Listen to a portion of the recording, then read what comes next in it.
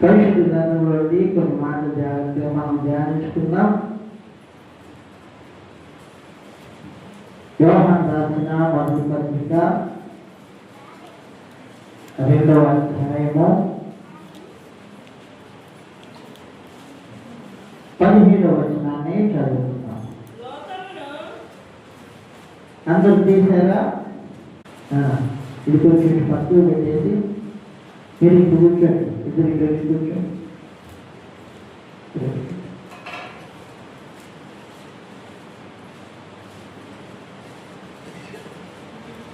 పరిశుద్ధ గ్రంథంలోని యోహాను రాసిన మొదటి పత్రిక 2వ అధ్యాయము 17వ వచనాన్ని చదువుకున్నాం. చదువున్నాం. లోకమును దాని ఆశయు, ఇక్కడ జాగ్రత్తగా గమనించండి, లోకమును దాని ఆశయు అందరూ చెప్పాలి, గతించిపోతున్నవి, దాని దేవుని చిత్తమును జరిగించువాడు నిరంతరము నిలుచును. మత్తయి సువార్త 7వ అధ్యాయము 21వ వచనం కూడా చదువుకున్నాం. ఇది కూడా ఇంచుమించు అలాంటి మాటే. తీయండి, అందరూ తీసారా? చదవండి. ప్రభువా ప్రభువా అని నన్ను పిలుచు ప్రతివాడును పరలోకమందున్న నా తండ్రి చిత్త ప్రకారము దేవుని పరిశుద్ధ నామమునకు మహిమ కలుగునుగాక. ఈ 2 వచనాలు మనం కొంచెం గ్రహించగలిగితే ఇక్కడేం పెద్ద మర్మాలు ఏం లేవు. చాలా క్లారిటీగా ప్రభు చెప్తున్నటువంటి మాట. ఒకటి, గతించిపోయే లోకం ఉంది, ఆ లోకంలో మనం ఉన్నాం. 2, గతించినటువంటి దేవుని చిత్తము ఒకటి ఉంది. దేవుని చిత్తమును జరిగించువాడు, అందరూ చెప్పాలి మాట, దేవుని చిత్తమును జరిగించువాడు. పెద్దవాళ్ళు ఎవరు చెప్పట్లా, ఇప్పుడు కూర్చున్న వాళ్ళు. విచిత్రము ఆశ్చర్యం ఏంటంటే, నాకు ఇన్ని రోజుల నుండి కొన్ని విషయాలు నేర్పిస్తుంటే చిన్నపిల్లలు నేర్చుకున్నారు, కానీ పెద్దవాళ్ళు నేర్చుకోవాలి. దేవుని పరిశుద్ధ నామమునకు మహిమ కలుగునుగాక. హల్లెలూయా. పిల్లలు చెప్తున్నారు చేతులు చెప్పి, పెద్దవాళ్ళు ఎవరు చెప్పట్లా. అందుకే మనం జ్ఞానులుగా ఉండకూడదంట. చూడండి, మత్తయి సువార్త 11వ అధ్యాయం 27వ వచనం చూడండి.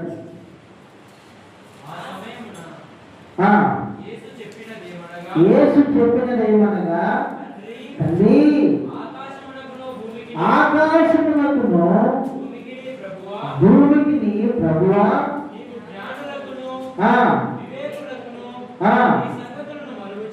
మీరు గమనించండి, మన జ్ఞానులు మనకున్నా, వివేకులు మనకున్నా, దైవ చిత్తము మనకి అర్థం కాదు. పెద్దవాళ్ళు గమనించాలి జాగ్రత్తగా. నేను జ్ఞాని కదా అనుకుంటే నీకేం అర్థం కాదు. యేసయ్య చెప్తున్నటువంటి మాట. మరి ఏమైతే దైవ చిత్తం నీకు అర్థమైతే అంటే, చూడండి, పసిబాలులకు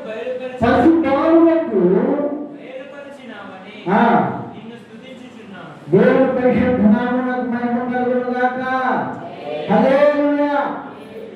చిన్నపిల్లలు స్తుతులు చేస్తున్నారు, దేవుని కనపరుస్తున్నారు, కానీ పెద్దలు అనేదో మనకి నామోషిలాగా దేవుని స్తుతించడం, దేవుని గణపరచడం, ఎందుకంటే మనం జ్ఞాని అనుకుంటే ఈ మరణం నీకు బయటకు వస్తున్నాడు.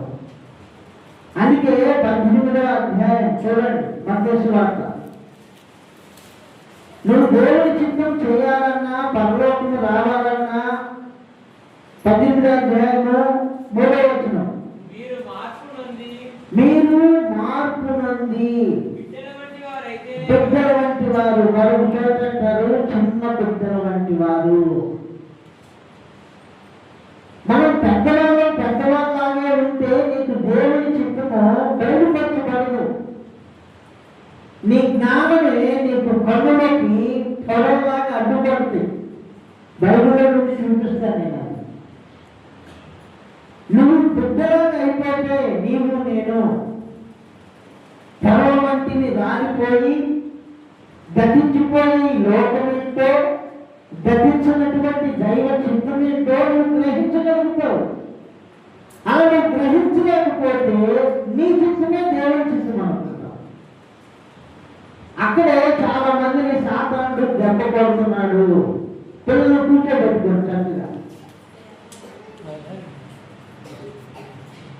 నువ్వు ఒకసారి పౌలు జీవితాన్ని గమనిస్తే, పౌలు జీవితాన్ని అపోస్తలుల కార్యములు 9వ అధ్యాయం, కొంచెం ముందుగా 8వ అధ్యాయం 3వ వచనం చదివినాక 9వ అధ్యాయానికి వద్దాం. సౌలైతే ఇంటింట వచ్చి పురుషులను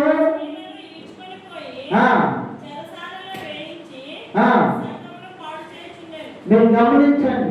ఇది కూడా బాగా గమనించాలమ్మా. ఇది చూడండి, ఇది కూడా సౌలు భక్తి అనుకుంటున్నాడు. ఇది కూడా దేవుని చిత్తమే అనుకుంటున్నాడు. సౌలు యొక్క చరిత్ర మేము చదివితే భక్తిని కొనసాగిస్తున్నట్లే అనుకుంటున్నాడు. ఈయన ధర్మశాస్త్రాన్ని పాటిస్తున్నాడు.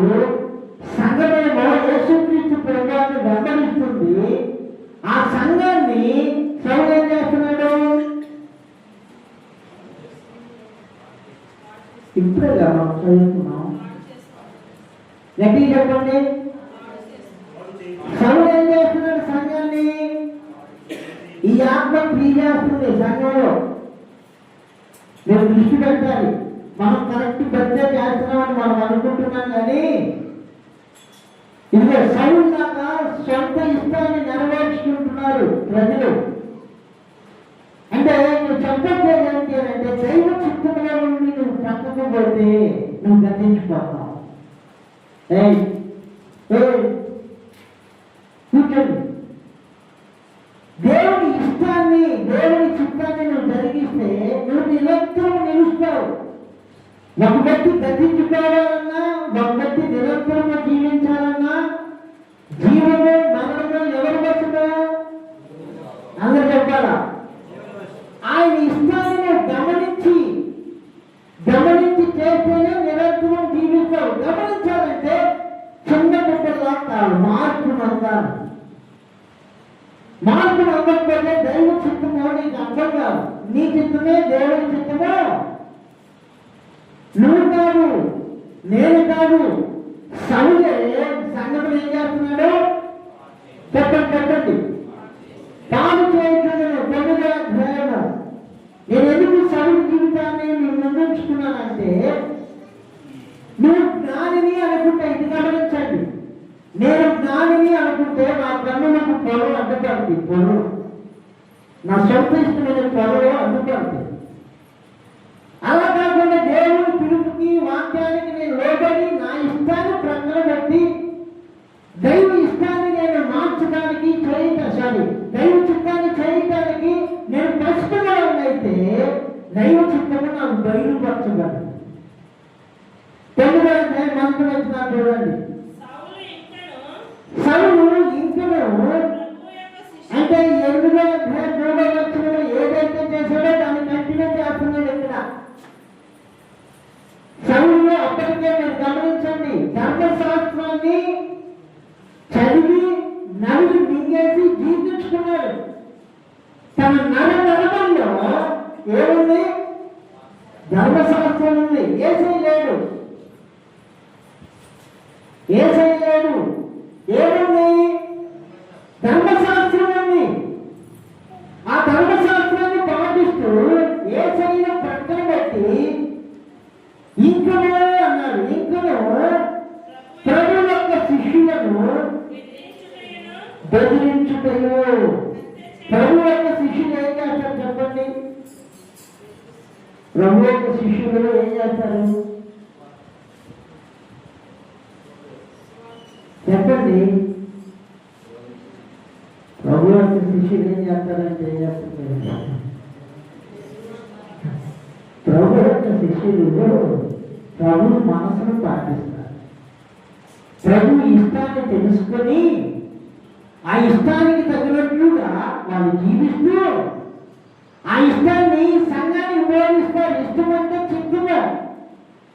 ఆ చిత్తానికి సౌలు ఏం చేస్తున్నాడు? వార్నింగ్ ఇస్తున్నాడు అనమాట. ఏం చేస్తున్నాడు చెప్పండి. శిష్యులు ఏమన్నారు? ఇక్కడ సేవకులు ఏమన్నారు? సౌలుని దర్శించే దేవుడు ఉన్నాడు. మీరు గమనించాలి జాగ్రత్తగా. ఒకరోజు నానే వచ్చింది చూడండి. హత్య చేయటంలో తనకు ప్రాణాధారమైనట్టు వెళ్ళి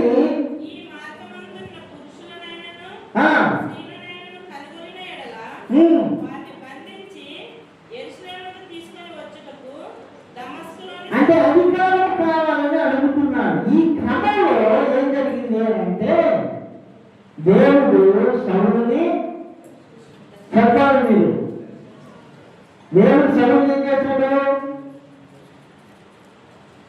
సండే స్కూల్ పిల్లలు అడిగినా చెప్తారు, మరి ఎవరైనా స్పందించట్లేదు. దర్శించును. అందుకే ఈ ఉరుమార్గులని ఊరికనే చెప్పడా దేవుడు. అర్థమైందా? 100కి 5 కోట్లు కూడా గొప్ప సంగతి. ప్రతి వాక్యము మన గుండెల్లో, మన మనసులో, మన హృదయంలో అలా నిండుగా ఉండాలి.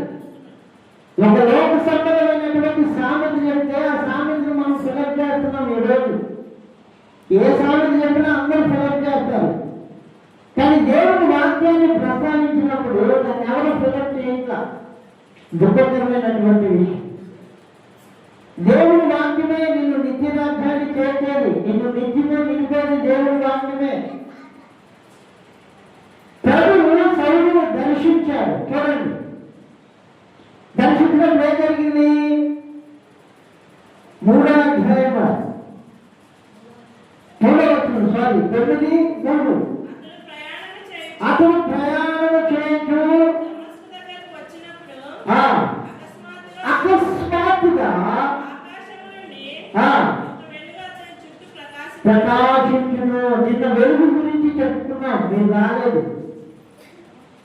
మీరు జ్ఞానం కాబట్టి ఎవరో రావట్లా కదా. తెలుసు అనే భ్రమలో ఉంటున్నారు, తెలుసుకోవట్లేదు. ఈరోజు ఎగ్జామ్ పేపర్ ముందు పెట్టింది, అప్పుడు నోరేళ్ళు పెడతారు అందులో. ఎందుకంటే రాసేయడానికి ఏముండదు. ప్రతి పరీక్షకి 1 గంట 2 గంటలు ఉండే సమయం, 10 గంట. కానీ దేవుడు పెట్టే పరీక్ష ఎలా ఉండిందంటే మత్తయి సువార్త 24:27 చూడండి. ఇక్కడ పోతాం. అకస్మాత్తుగా అనే మాట కోసం నేను అక్కడికి వెళ్తున్నా. అకస్మాత్తుగా 27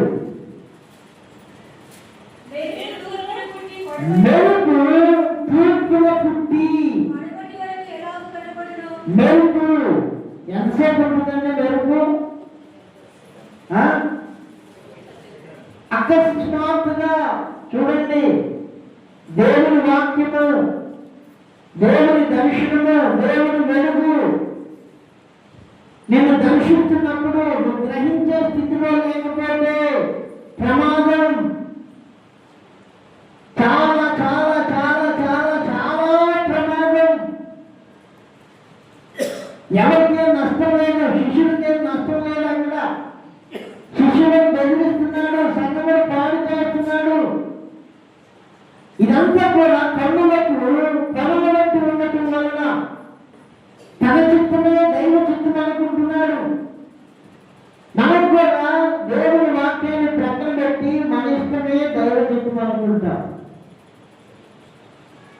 అర్థమవుతుందా?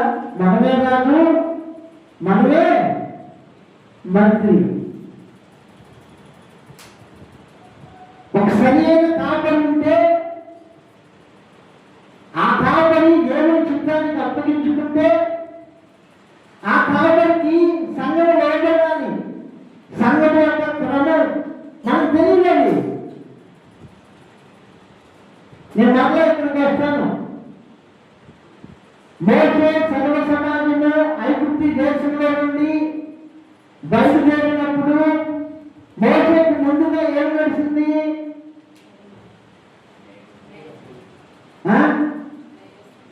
అయ్యా, ఏం నడిచింది మోసేకి ముందుగా? అది మన సంగతి. అదేగా కరెక్ట్. అంటే పరీక్ష రాసేది తెలిసిన వాళ్ళేగా, అవునా కదా? ఎవరైతే పరీక్ష కరెక్ట్గా రాశారో వాళ్ళైనా పాస్ అయ్యారు. అందరూ పాస్ అవుతారా? గమ్మం డల్లం పడుతుంది రాయలాగున్నారు అనుకోండి, పరీక్ష హాల్లో పాస్ మార్కులు పడతాయి కదా, పడవు, రాయాలి. మోసేకి ముందు పగలు మేఘస్తంభము, రాత్రి మోసే వెనకాల యెహోషువ, కాలేబు, సంఘ పెద్దలు, సర్వ సమాజంగా ముందు ఎవరు నడుస్తున్నారు? ఏం చెప్పట్లేదు. మీకు తెలుసు అన్నట్లుగా మీరున్నా బాగా గమనించండి. తెలుసుకున్నానులే అన్నట్లుగా నేనున్నా పోయలేకపోతాం. ఆడని అగ్నిగోళం అంటే ఏదో ఆశ్రమాంశే కాదు, చిన్నపిల్లలు ఆట అనుకుంటున్నారు. ధనవంతుడు ఎప్పటి నుంచో అల్లాడిపోతున్నాడు, ఒక్క పెట్టు నీటి కొరకు. కొంచెం గమనించండి. సంఘ క్రమం అనేది దైవ చిత్తానుసారంగా వెళ్ళేది. కాబట్టి దేవుని అడుగులో వెంబడిస్తూ సంఘాన్ని తన అడుగుజాడలో నడిపించాలి అని పౌలు గారు చెప్పారు. నేను క్రీస్తుని పోలి అదేనా చెప్పండి, ఫేమస్ వర్డ్ కదా. సంఘ క్రమాన్ని కానీ ఇప్పుడు ఏం చేస్తున్నాడు అంటే సొంత ఇష్టం నెరవేర్చుకుంటూ వెళ్తున్నాడు. అకస్మాత్తుగా ఏం జరిగింది? వెలుగు ప్రకాశించను.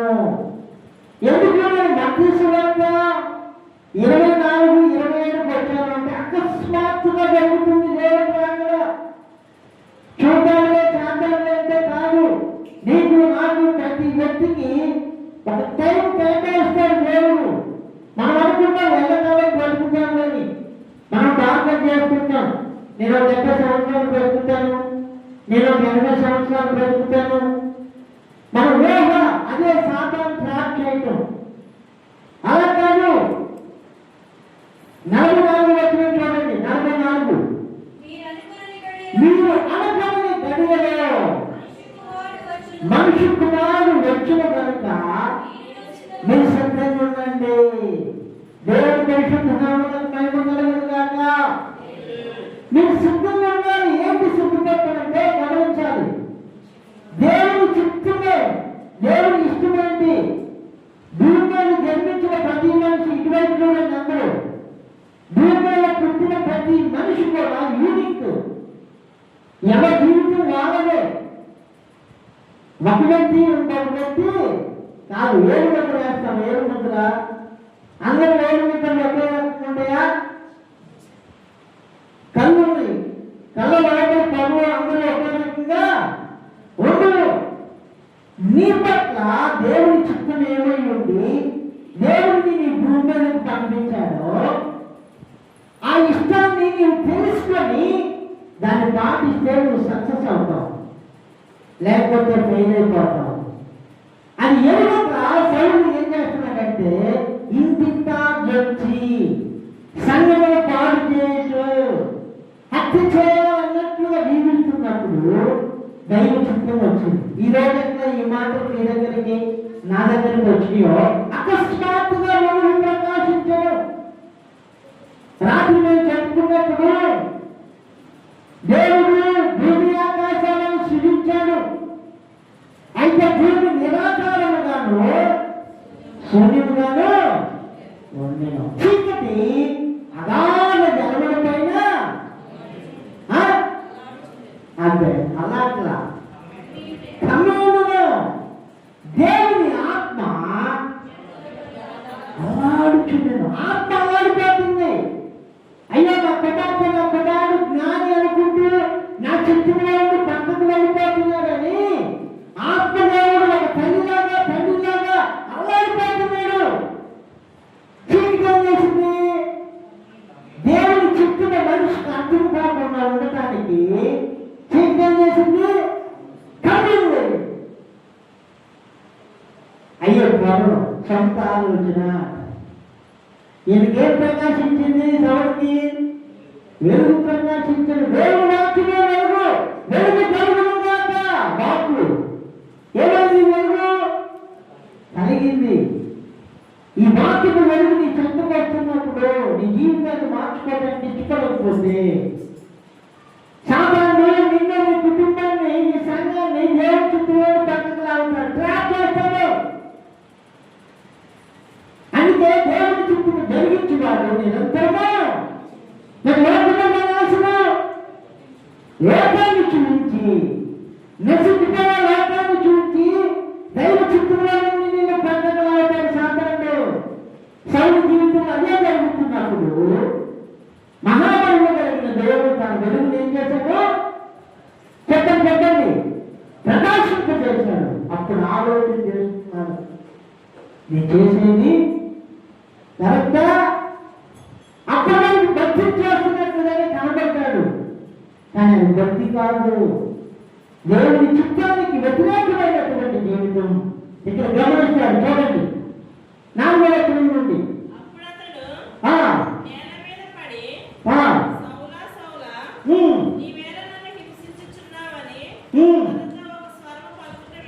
వినను ప్రభువా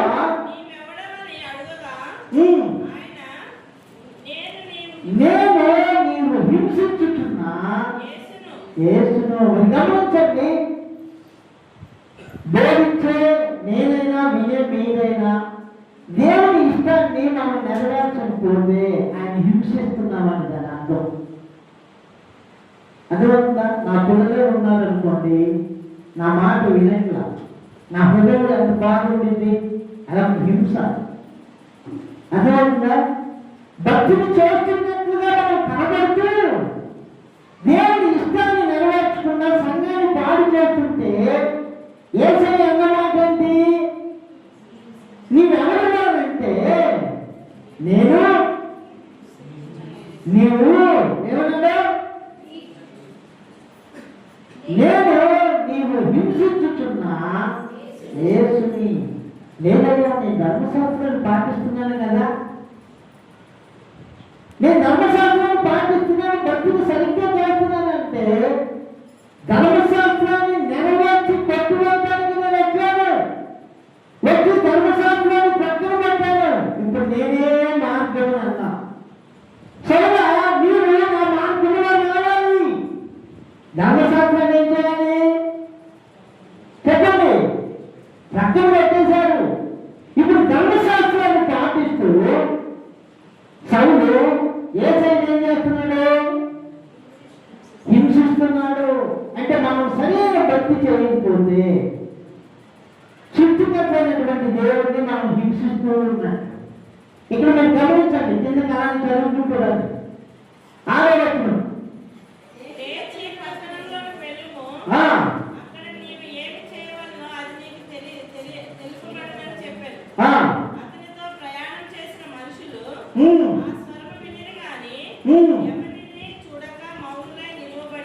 మీరు గమనించండి, దైవ చిత్తాన్ని తెలుసుకోవడానికి సౌలు 3 రోజులు ఉపవాసం ఉండి ప్రార్థన చేసుకోవాల్సి ఉంటుంది. అర్థమైందా? అక్కడ మీరు కింద గమనించుకుంటూ రండి. 11వ వచనం నుండి చూడండి, 10 నుండి. ఉండేను.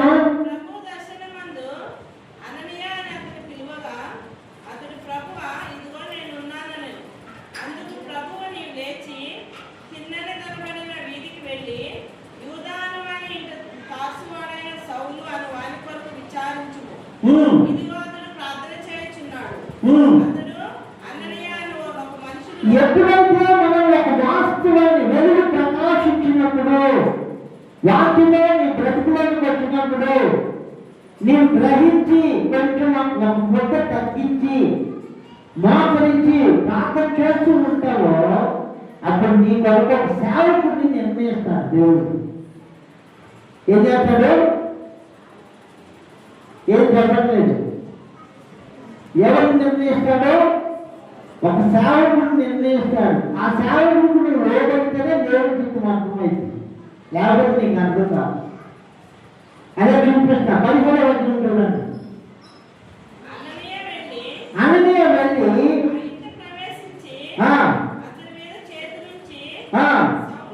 సౌలా సహోదరుడా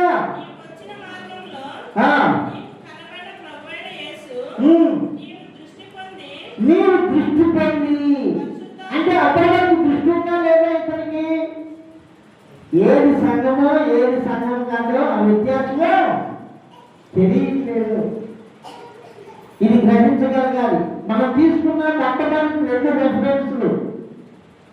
లోకమే దాని ఆశను దేవుని చిత్తంలో జరిగించువాడు, ప్రభువును పిలిచి ప్రతివాడు పరలోకమైనటువంటి నా తండ్రి చిత్త ప్రకారము చేయవాడే. ఒక్క మాటలో చెప్పాలంటే భూమి మీద ఎవరైతే దేవుని ఇష్టాన్ని గ్రహించి నెరవేర్చగలుగుతారో వారే సక్సెస్, లేకపోతే ఫెయిల్ అయిపోయినా. ఆ దైవ చిత్తము నీకు నీవుగా తెలుసుకోండి. నీకు ఎవరైనా గురించి బోధించాలి, ఆ వ్యక్తే సాగుతుంది. అననీయ వచ్చి చదవండి. ప్రవేశించి సౌలా సహోదరుడా నీవు వచ్చిన మార్గంలో నీవు దృష్టి పొంది పరిశుద్ధాత్మతో నింపబడినట్లుగా. ఇప్పుడు వెలుగు ప్రకాశించినప్పుడు అక్కడే పరిశుద్ధాత్మతో నింపచ్చుగా దేవుడు.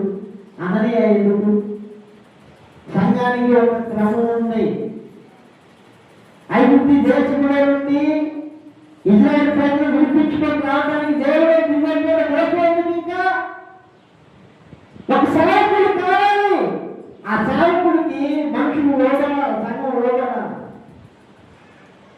లోబడిన ధైర్యం చేయాలి, ప్రమాదం ఉంటుంది. ఆ సేవకుడికి నియమించబడిన సేవకుడికి లోబడకుండా ఉండటానికి మన కన్నులకు పొగలున్నాయన్నమాట. దృష్టి లేదు. చూడండి, కింద చూడండి, చదువుకుంటున్నాండి. 18వ వచనం. చెప్పాను. అప్పుడే అతని కన్నుల నుండి పొగల వంటివి రాలగా అప్పుడు దృష్టి కలిగింది. పిల్లగా గమనించండి. ఆ పొగలు రాకపోతే నీకు స్పష్టత రాదు. భక్తి జీవితంలో ప్రమాదం. నువ్వు ఏది చేస్తున్నావో అదే కరెక్ట్ అనుకుంటే తల వండుకుంటే అంత విషయమా? అదే తల వండుకుంటే రంగకుండా అనుకోలేకపోయారు. ఇన్ని రోజుల నుంచి మొత్తుకుంటుంటే నీకు అర్థంగా ఆత్మ ఎవరిని రంగేసే ఆత్మ చూస్తారా? రాముల గ్రంథం చూడండి. తర్వాత ఇక్కడికి వస్తాను.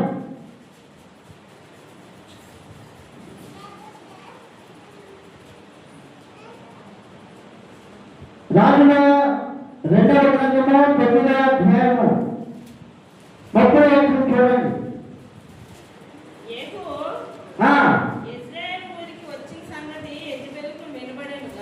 కనుక ఆమె తన ముఖమునకు రంగు పూసుకొని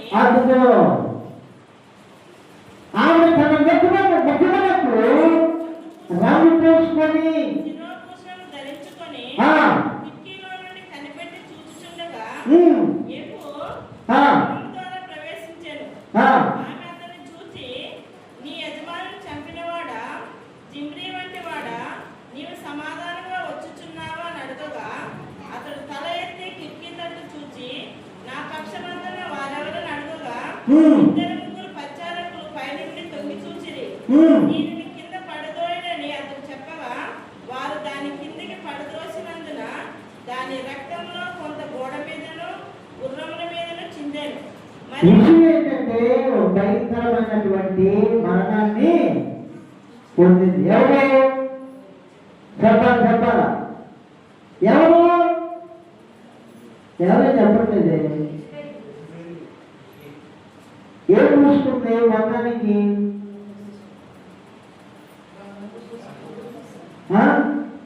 చెప్పండి. సంఘమైనా చిన్నబిడ్డైనా పెద్దవాళ్ళైనా మనం దిద్దుకుంటేనే పర్వాలేదు వెళ్తాం, లేకపోతే కష్టం. సంఘము కాపరికి లోబడాలి, కాపరి దేవుడికి లోబడాలి. ఏం చేస్తుంది గొప్పలకు? అయితే చచ్చిపోయింది. చనిపోలేదా? ఎదుగోలు చనిపోయింది, కానీ ఎదుగోలు ఆత్మ సంఘాల్లో ఇంకా క్రియ చేస్తుంది. చూడండి ప్రకటన 2వ అధ్యాయము 20వ వచనం.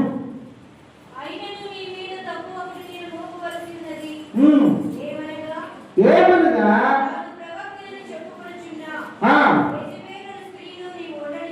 అదిగో ఎక్కడిది? ఎదుగులో లోకంలో ఉందా, సంఘంలో ఉందా? చెప్పండి. ఎదుగులో లోకంలో ఉందా, సంఘంలో ఉందా? ఇక్కడ సంఘంలో ఉంది. ప్రకటన గ్రంథంలో 7 సంఘాలు. ఎన్ని? 7 సంఘాలు. 7 సంఘాలకు ఉత్తరాలు రాస్తూ ఒక సంఘానికి రాసిన ఉత్తరం చదువుతున్నారు అన్నమాట. అక్కడ అది ఏం చేస్తుంది?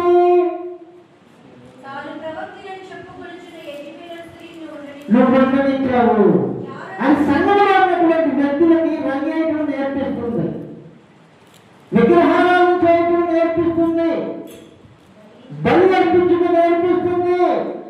అందుకే మార్పు రావట్లేదు ఎవరిలో. మానకపోతే పర్లోకి వస్తారా? రాదు. మానకపోవడానికి కారణం ఏంటి? పొగలు. ఈ పొగలు రావాలంటే సేవకుడు రావాలా నీ దగ్గరికి? ఈ సంఘానికి వచ్చిన సేవకుడు నేనే. అనగా ప్రార్థన చేసినప్పుడు సౌలు ఏ రీతిగా లోపడ్డాడో ఆ రీతిగా మీరు లోపడకపోతే పొగలు అలానే ఉన్నాయని దాని అర్థం. పొగలు వాడితే నేను ఒక పాత్రగా వాడుకుంటాడు దేవుడు. పొగలు రావకపోతే సౌలులే కానీ పౌరులు కాదు. అంటే దేవుడు చిత్తాన్ని జరిగించలేము. సరేనా సహజంగా? చూడండి,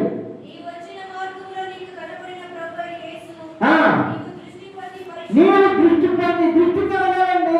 దృష్టి కలగకపోతే గుడ్డివాడికి దారి చూపిస్తే ఎక్కడైనా గుండెలో పడ్డారా? అర్థమైందా? దృష్టి కలిగినటువంటి ఒక భక్తిని మనం చేయాలి. అలా చేయకపోతే గతించిపోయే లోకాన్ని వెంబడిస్తున్నాను దాని అర్థం. అలా కాదు, నువ్వు దృష్టిని కలుగుకొని దేవుని ఇష్టాన్ని నెరవేర్చాలా, లేకపోతే దాని ఆశలో గతించిపోతుంది. దేవుని చిత్తమును కలిగించినాడు నిరంతరము. తల వెంట్రుకలు ఉండేవాడిని, లేకపోతే ఆత్మ తల వెంట్రుకకి రంగు వేయకుండా ఉండలేని నువ్వు పర్వతం ఎక్కడ వస్తావు? నేను అందరినీ అడుగుతున్నా, ఎలా రాగలుగుతావు? ఇంత బంగారు పట్టుని జయించలేని నీవు లోకాన్ని ఏం విడిచిపెట్టి పర్వతం వస్తాను? యేసు భక్తులుగా పిలిచినటువంటి పిలుపు, ఎవరన్నా నన్ను వెంబడింపబోడిని ఎడలా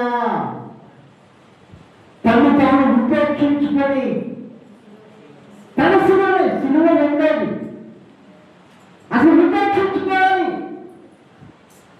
అలా అనుకోని కదా అందరూ మార్పుకొని బాప్తిసం తీసుకుంది. అవునా? బాప్తిసం తీసుకున్న వాళ్ళందరూ పరలోకం కావాలి, లోకం వద్దగా తీసుకున్నారు. అదే కదా, లోకం కావాలి, పరలోకం కావాలని తీసుకున్నారా? అది ఎవరైనా చెప్పారో చెప్పలేదా మీకు?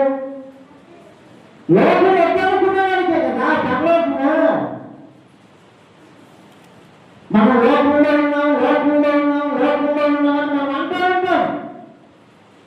లోకంలో ఉన్న నా జీవిత విధానాలు ఒక పడవ లాంటివి. మన జీవితం లోకంలో సగటులు అయితే ఆ నీరు పడవలోకి రాకుండా బ్రతకటమే క్రైస్తవ జీవితం. దేవుడు పరిశుద్ధ నామమునకు మహిమ కలుగును గాక. సౌలు దాన్ని గ్రహించేసి ఏం చేశాడు?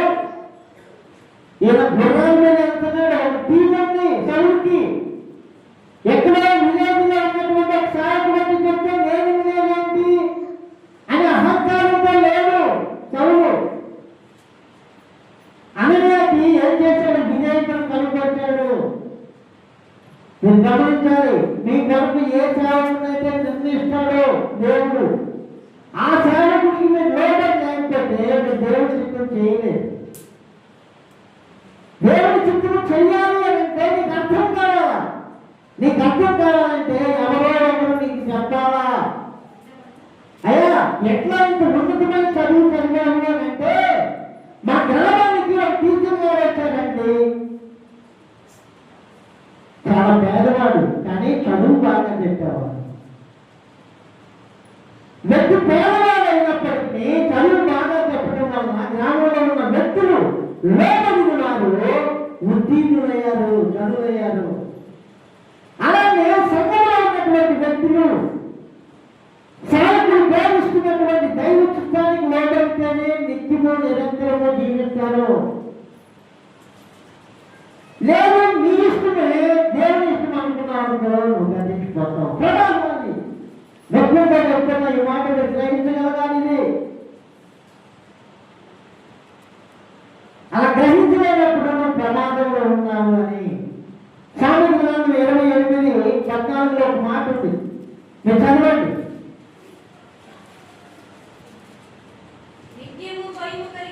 నిత్యము బయట కలిగి ప్రవర్తించువాడు ధన్యుడు. హృదయంలో కఠినపరుచుకుని వాడు అదిగో కీళ్ళలో పడిపోతాడు. నీవు నిత్యము బయట కలిగి ప్రవర్తిస్తూ నీ పైన ఉన్నటువంటి ముఖానికి నీవు లోపడగలిగితే విద్యను అభివృద్ధి ఒక దినాన గౌరవాలుగా మార్చబడతావు. నీకు నియమించిన సేవకుడికి నీవు లోపలి దైవ చిత్తాన్ని నువ్వు గ్రహించగలిగితే నువ్వు నిరంతరంగా జీవిస్తావు. అలా కాకుండా దేవుడు తన సేవకుడి ద్వారా బోధించి ఆయన ఇష్టాన్ని మనం ప్రశ్న పెట్టామనుకోండి ఫెయిల్ అయిపోతాం అంతే. గురువారుగా తిరిగినటువంటి సౌలు ఒక విలేజ్ సేవకులకు లోబడిపోయాడండి. చూడండి అపోస్తుల కార్యాలు 10వ అధ్యాయం.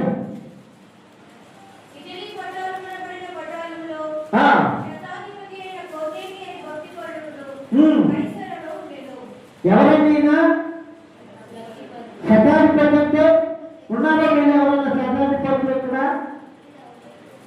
శతాధిపతులు ఉన్నారా లేదా? శతాధిపతులుగా మేము లేకపోయినా మన ప్రవర్తన మాత్రం అంతకన్నా ఎక్కువగా కొన్నేళ్ళకి దేవుడు తన దూతను పంపించి ఎప్పుడో పట్టణంలో అమెరికాడండి ఒక చర్మకారుని ఇంకా ఎవరున్నారు? సీమోను పేతురు ఉన్నాడు. అయ్యా నేను వెళ్ళి అతను పిలిపించు ఇక్కడికి అంటే కొన్ని మనుషులను పంపించాడు. పేతురు వస్తారన్నాడు. మీరు గమనించండి 10వ అధ్యాయం 23వ వచనం. మరునాడు అతడు లేచి వార్తకుడు బయలుదేరాడు. కొందరు సహోదరులను వారితో కూడా వెళ్ళిరి. మరునాడు వారు కైసరులో ప్రవేశించిరి. అప్పుడు కొన్నేలి తన బంధువులను ముఖ్య స్నేహితులు పిలిపించి కనిపెట్టుకుని ఉండేది. వారి కొరకు ఎవరి కొరకు? ఎవరి కొరకండి? పేరు కొరకు కనిపెట్టుకున్నారు. మీరు చూడండి, అందరినీ అన్ని ఆచారాల్లో నుండి వచ్చిన వాళ్ళమే. పేతురు లోపలికి రాగానే కొన్నేలి అతను ఎదుర్కొని పాదముల మీద పడి శతాధిపతి దేవుని చిత్తం నెరవేర్చడానికి. నేను పాదముల మీద పడమని చెప్పట్లా, దేవుని ఇష్టాన్ని తెలుసుకోవడానికి శతాధిపతి అని పెట్టేది. చేపలు పట్టినటువంటి విద్యలేని బ్రాహ్మణుడు పేతురు దైవ చిత్తాన్ని తెలుసుకొని నిరంతరం జీవించడానికి పాదాల మీద పడ్డాడు.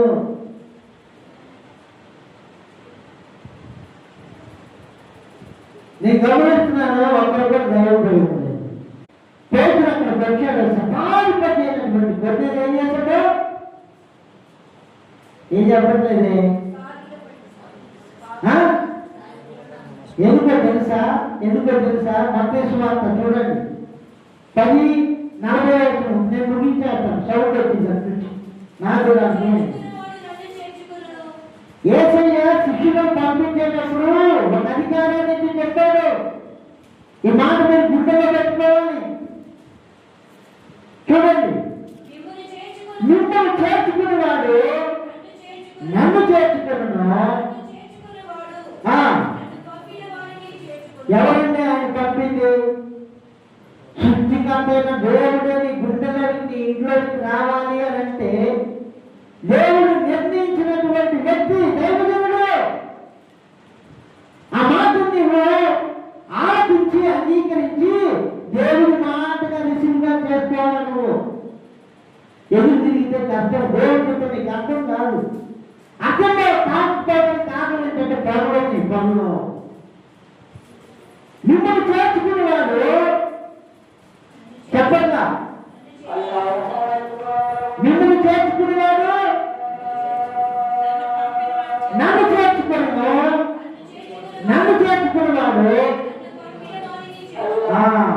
ఇప్పుడు ఆ సేవకుల మీద మనం ఎదురు తిరిగామనుకోండి, ఆ సేవకులు చెప్పిన మాట మనం పాటించలేదనుకోండి, ఎవరికి శత్రువు అవుతున్నావు నువ్వు? ఎదిగేల ఆత్మ పరిశుద్ధాత్మకు లోబడలేదు. సంగమే ఎదిగేల ఆత్మకు లోబడుతుంది. ఏమైపోయింది ఎదిగేలని చెప్పండి? ఎదిగేల ఏమైపోయింది చెప్పండి. నేను ముగించేస్తాను, అయిపోయింది.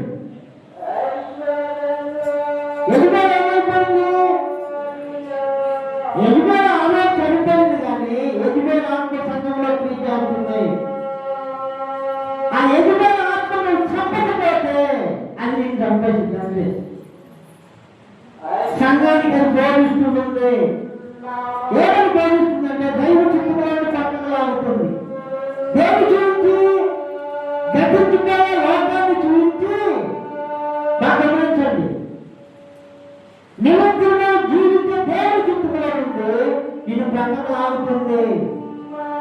నువ్వు గ్రహించగలగాలి.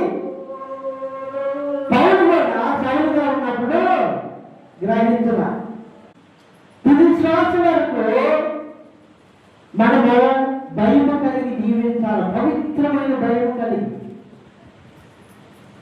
హృదయంలో కట్టుబడుకుంటే కీళ్ళు పెడతాం. జాగ్రత్త గమనించాలా మీరు? మన హెడ్లైన్ ఏంటి? లోకము దాని ఆశలు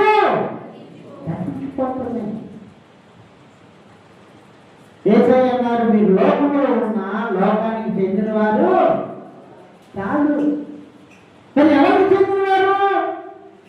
నేను నా స్వరక్తాన్ని దారులుగా కాచి లోకంలో నుండి మిమ్మల్ని అందరినీ కూడా మీకు శక్తి లోకానికి సంబంధించినవారు కాదు.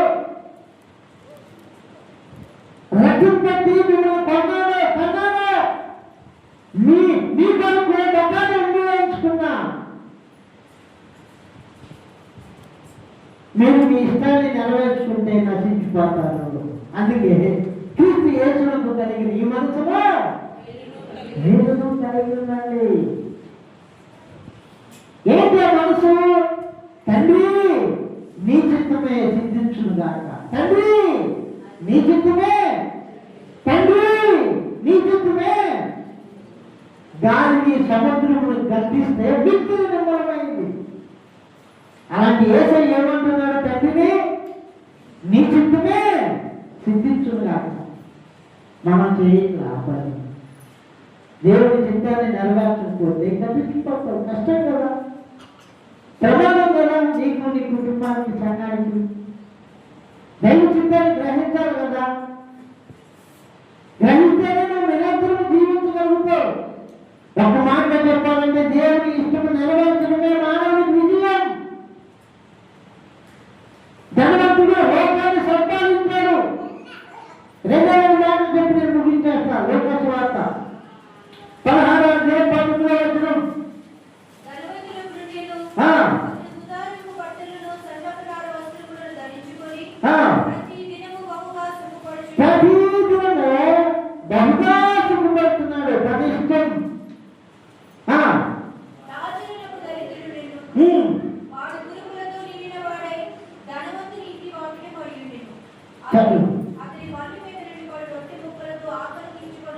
కనీసం నివాసం లేదు, సరైన వస్త్రాలు కూడా లేవు పేదలందరికీ. కాబట్టి చూడండి, దైవ చిక్కును ఎలా నెరవేర్చాలో ఒకే ఒకటి గుర్తెరిగిన వాడు పేదరాజు. ధనవంతుడికి అన్నీ ఉన్నాయి, అతను గ్రహించలేదు ఏంటంటే దేవుని చిత్తం. నువ్వు ఎంత భక్తి చేసినా దేవుని చిత్తాన్ని పక్కన పెట్టి నువ్వు ఫెయిల్ అయిపోతుంటే, మీరైనా నేనైనా ఎవరైనా.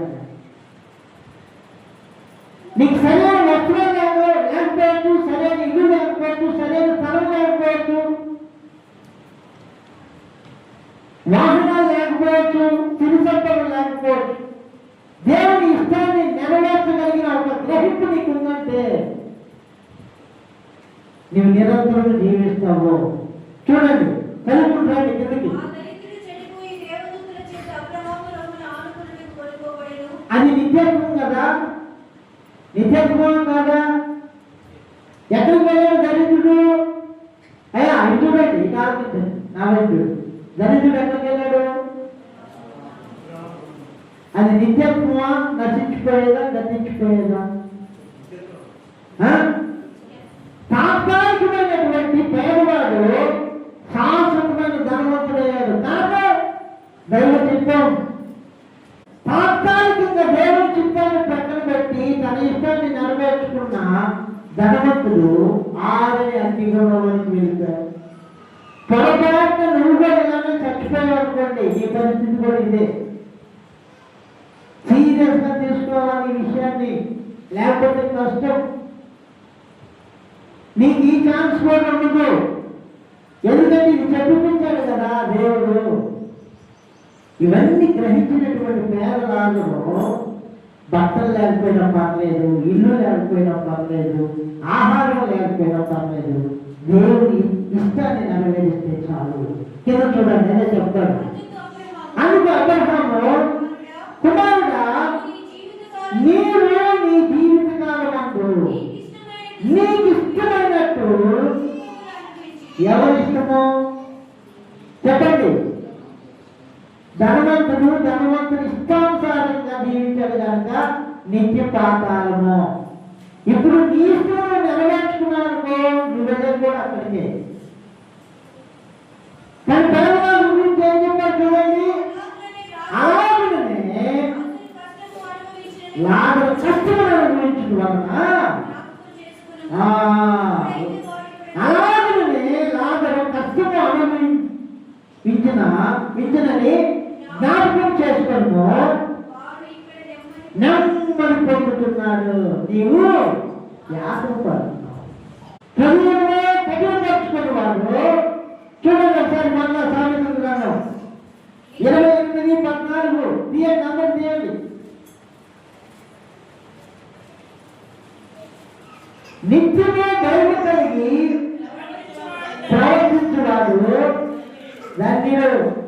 నీవు నీ కుటుంబంలో సంఘంలో ఆశీర్వదింపబడాలంటే దైవ సంబంధమైన ఒక పవిత్రమైన భయం భక్తి ఉండాలి మనకి. హృదయం కఠినపరుచుకుంటే కీడు.